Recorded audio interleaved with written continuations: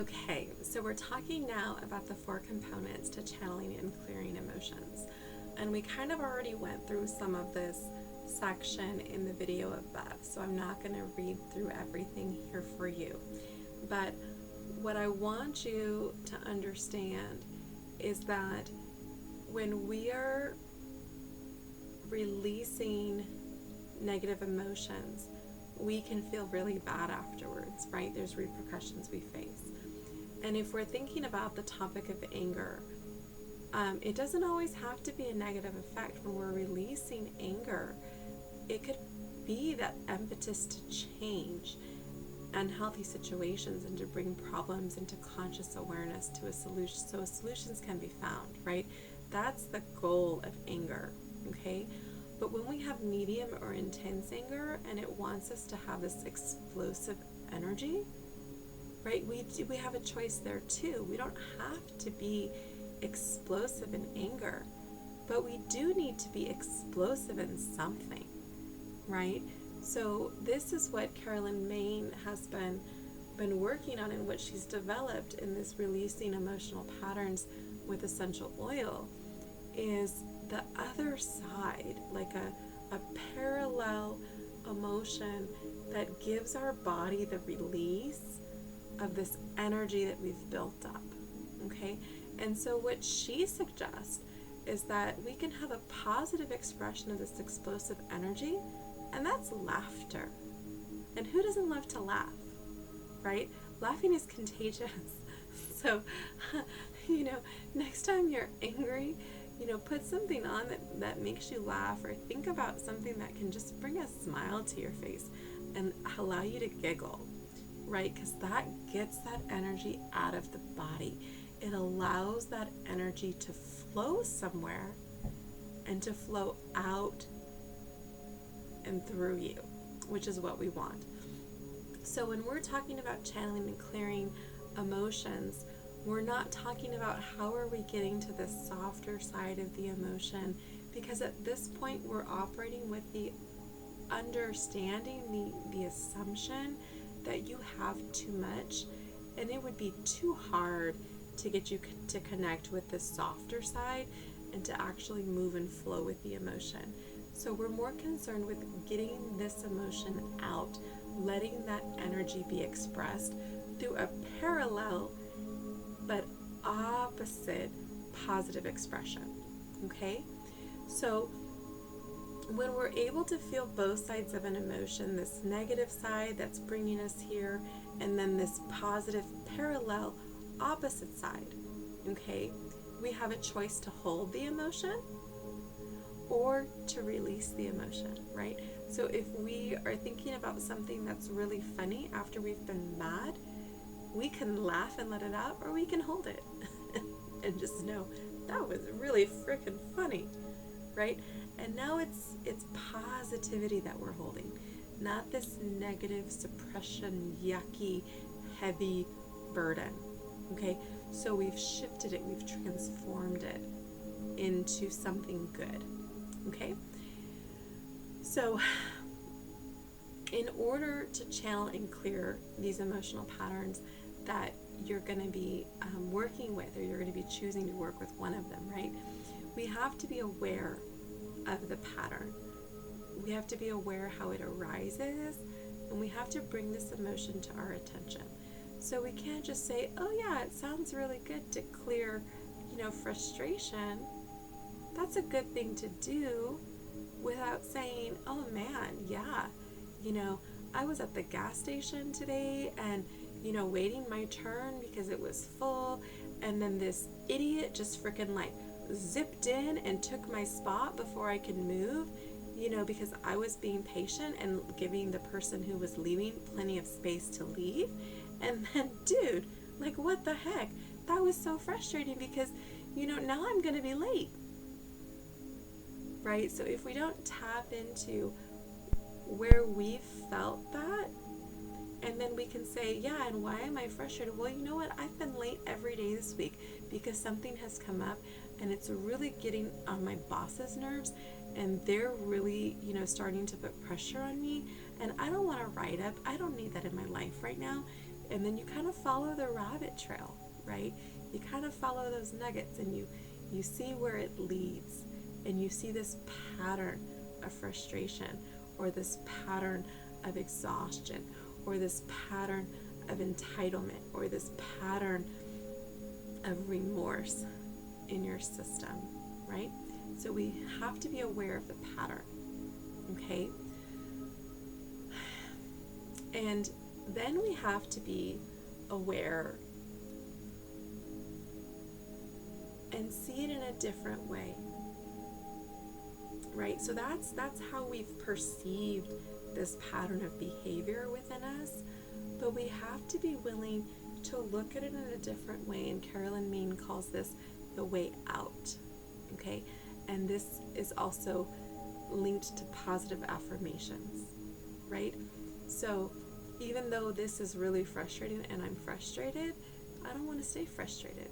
So what am I going to say? How am I going to phrase? How am I going to perceive these events that's empowering and freeing me rather than trapping me in this state of frustration?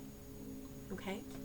So the 4 things we need to access and to be able to channel and clear these emotions is we need the spiritual awareness that something negative is affecting us, right? Because we're body and we're soul. We're 2. So our soul needs to give us that kind of heads up of like, yeah, you know, I was frustrated at the gas station, but that really isn't the big problem. The big problem is I thought because I waited there, I was entitled to that spot. And you know what? Because I have seniority at work, I'm entitled to be able to be late every now and again. You know, and who does my boss think she is? She just came here 2 years ago. I've been with the company for decades. You know, I'm entitled to my position, and she's going to write me up, right? So our soul's going to inform us to see if we're on the right track with what emotion we want to work with. Okay, and then we have that emotional awareness to identify, and we need to be able to feel the negative side of the emotion and the positive side. So we need to be safe enough and in a position where we can be vulnerable enough to have these memories and to have these experiences. The 3rd thing we need is that mental awareness we talked about, to have a new understanding of the pattern and to see an empowering way out. And then the 4th thing is the physical clearing of the cellular memory stored in the body. So this is where we're actually going to be touching on certain points, very specific points for very specific emotions. Okay? So Caryoln talks about how our feelings are taken in through our chakras, right? Some of us may not be as knowledgeable about chakras as others, but we have these chakras, right? We have our chakra of origin. We have the chakra like at the stomach level. We have the chakra at the solar plexus. We have one kind of in the chest. Then we have our head, and I believe there's one up above. So you can tell this is not a field that I am particularly knowledgeable in, but Caryoln Mein is. So she says that these energy centers along our midline are where we take in energy and where we experience the energy, and then the energy is fed to the meridian systems. So we've talked about a few of the meridian systems for the different organs, right? For the water organs, the kidney and the urinary bladder. We've talked about the spleen and the stomach. We've talked about the lung and the small intestine. And we talked about the gallbladder and the liver. Okay, so those are some of the meridian lines, the energy streams that run through the body, where the emotions are fed to. So each organ has a specific vibratory frequency. okay, a specific energy frequency. And the various emotions we're feeling also have a very specific energy frequency. And so if you know things about resonance, right, if you strike a violin string and there's another violin that's tuned to the same sound, the other violin string in the room will vibrate, it will resonate with it. So this is the concept within the emotions. The emotions are going to resonate with certain organs, and they're going to settle in certain spots within the body. Okay, so this is why it's important to recognize the symptoms you're experiencing within the body and to look at which organs and meridians could be affected, so you know you're using an appropriate essential oil when you're working with that emotion and you're channeling and clearing it. So that's why I went over why is it important, what does lemon do to actually balance those emotions, right? So that's a very important key concept to have.